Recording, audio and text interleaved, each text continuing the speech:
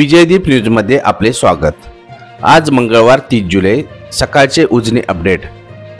खडकवासला धरण साखळीतील पानशेत धरण सांडव्यामधून विसर्ग सुरूच असून पानशेतमधील पाणी खडकवासलामध्ये येते। परिणामी खडकवासलामधून मुठा नदीत पाणी सोडले जात आहे। कालपासून पुन्हा खडकवासलामधून पाणी सोडल्याने उजनीत येणाऱ्या पाण्याची आवक आज पुन्हा वाढू लागली। खडकवासलामधून आज मंगळवार 30 जुलै रोजी पहाटे 4 वाजता विसर्गात वाढ करून 25,036 क्युसेक्स करण्यात आला।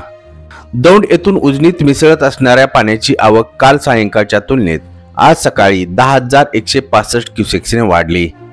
उजनीचे अपडेट पाहण्यापूर्वी आपण प्रथमच आमचा चॅनल पाहत असाल व आमचा चॅनल सबस्क्राइब केला नसेल तर अवश्य सबस्क्राइब करा व बातमी जास्तीत जास्त लोकांपर्यंत पोहोचवा। आज मंगळवार 30 जुलै सकाळी 6च्या उजनी धरण अहवालानुसार उजनीची पाणी पातळी 494 मीटर, एकूण पाणीसाठा 2477.74 दशलक्ष घनमीटर म्हणजे 87.49 टीएमसी।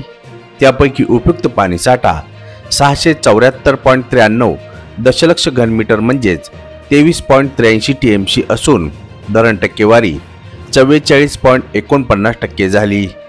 दौंड येथून उजनीत प्रत्यक्षात 31,487 क्युसेक्स पाण्याची आवक सुरू आहे।